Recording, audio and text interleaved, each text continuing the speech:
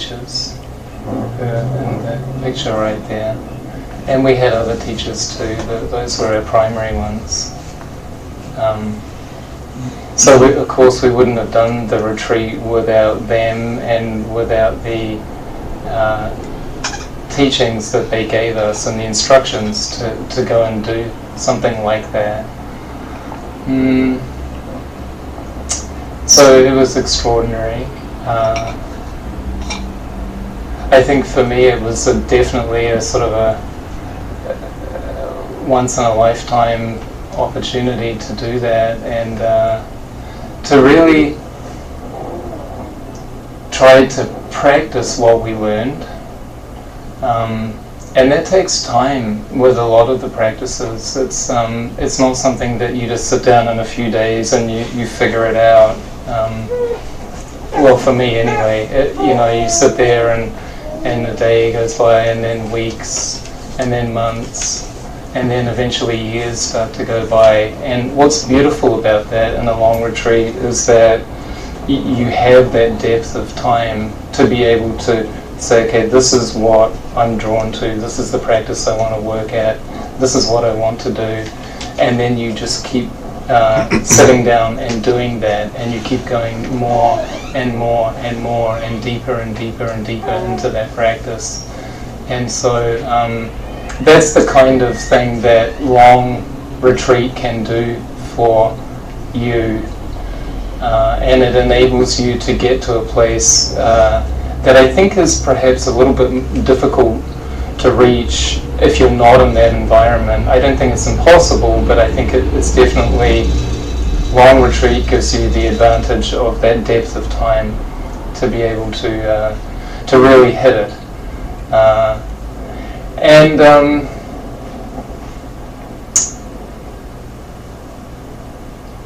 Yeah, so we just thought, we didn't really know what was happening tonight or what we were supposed to really talk about or anything. We just sort of arrived, and I don't know, we just hope to share some of what that experience was like with you guys and answer a few questions and like that.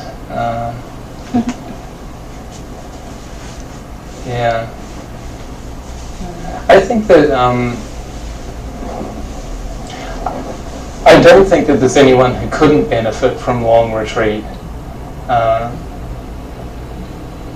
Put it that way.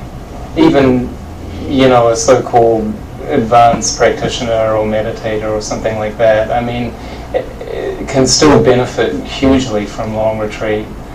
And I think it's not a coincidence that a lot of the major figures in history, went into isolation and did that. And, there's definitely a power and an energy to doing that when you completely just sever yourself as much as you are able from the outside world to the best of your capacity, whatever that may be.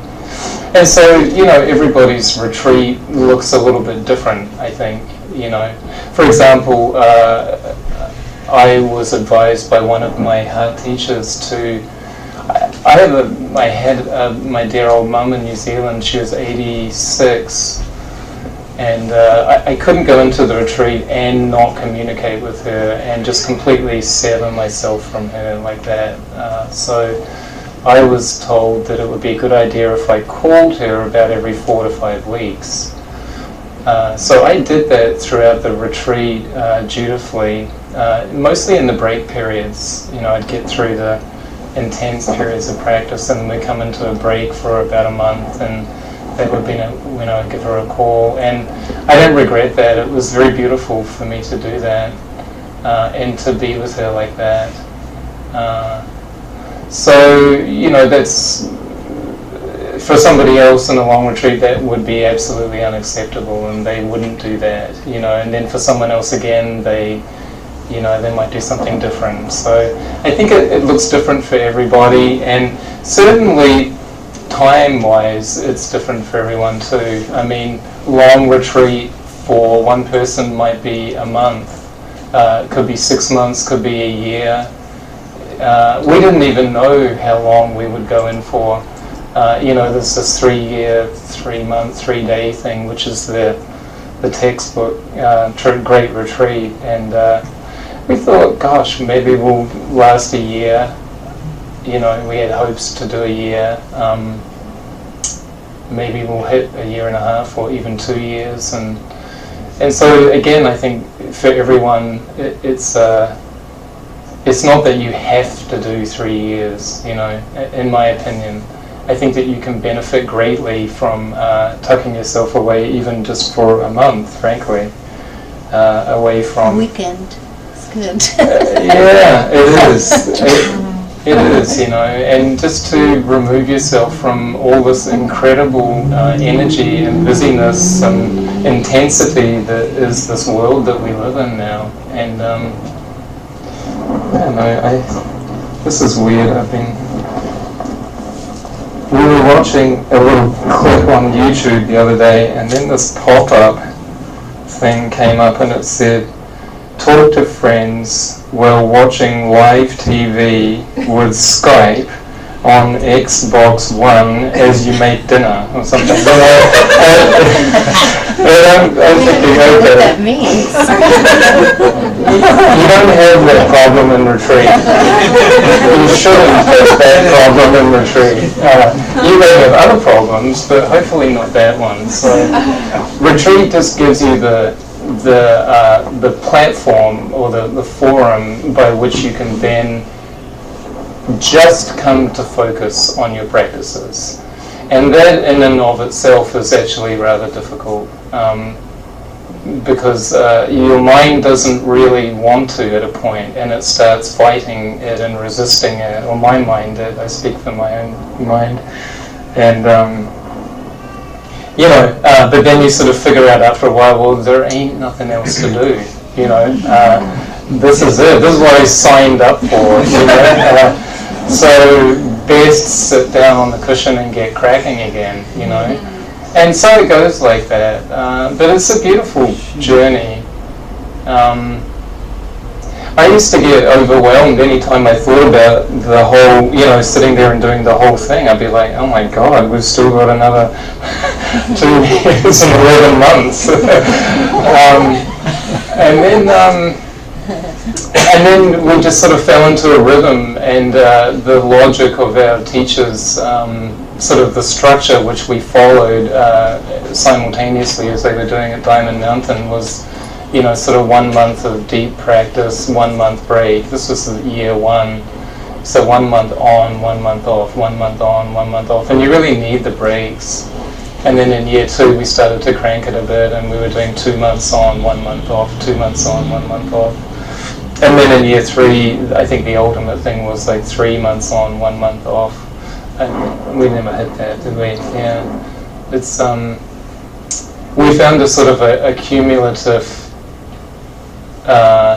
momentum of the practices, and also after about, what was it, maybe end of year 2, we started to get fatigued a little bit, right? We started to get tired, and we found it hard to sustain practices and practically anything in the way that we had been able to in the first year.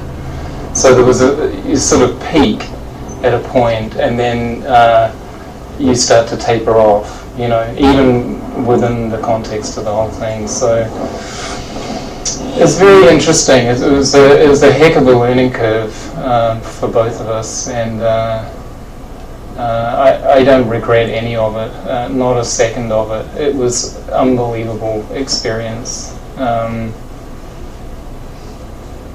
It felt at a point like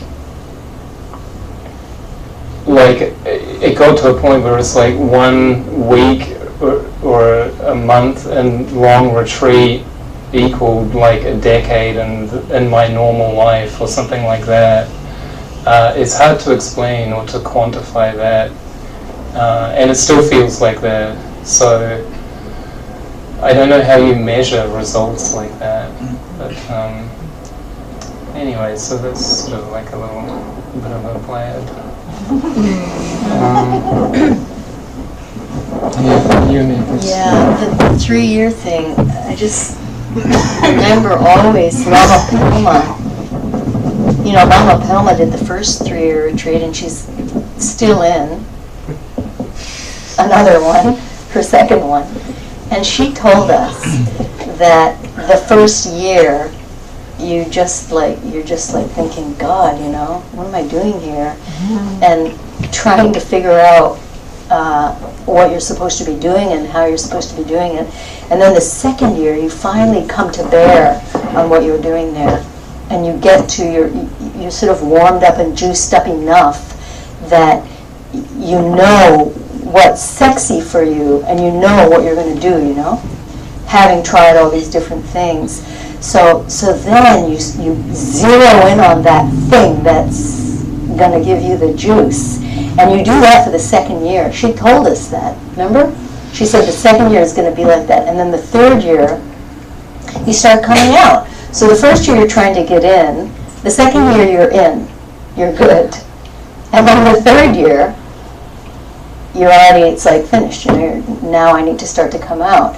But possibly that's because you go in thinking, oh, you know, something like 3 years, right? But we didn't go in thinking that. We really didn't.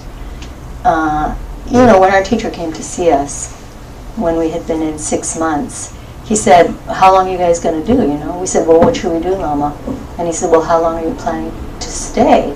And we said, I don't know, 1.5 years, 2 years. You know, I think 2 years is my max.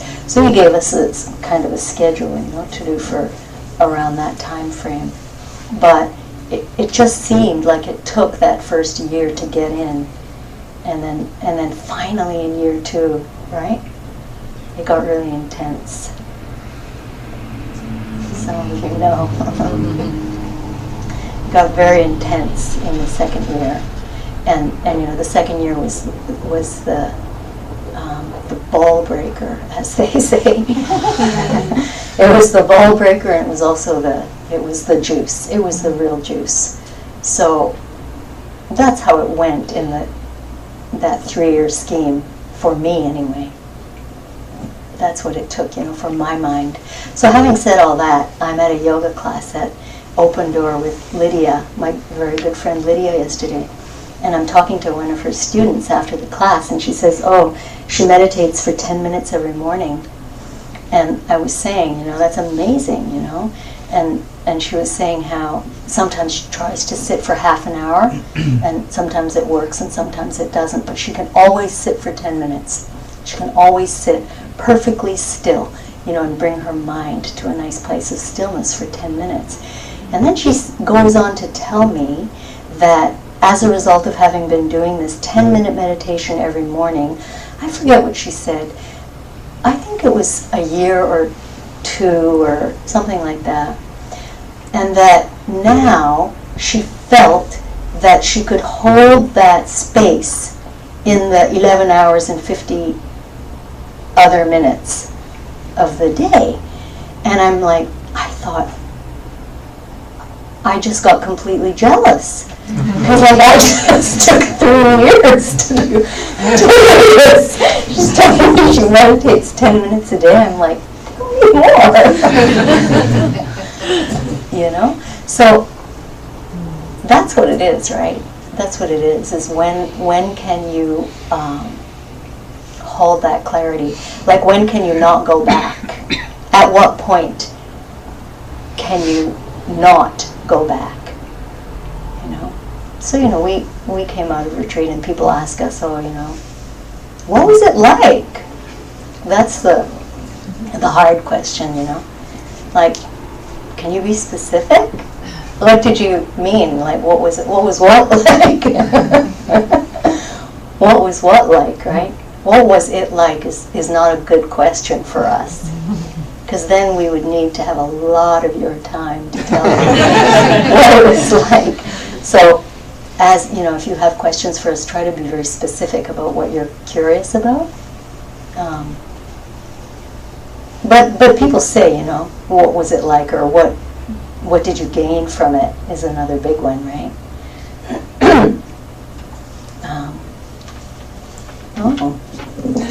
And we were saying in the car, you know, what's one word for what you gained from your retreat, in one word? And I thought of what the one word was, and then I said, well, what's the word for you? And he said the very word that I also had thought of, and that word was clarity. One word, just if it had to be one word, you know.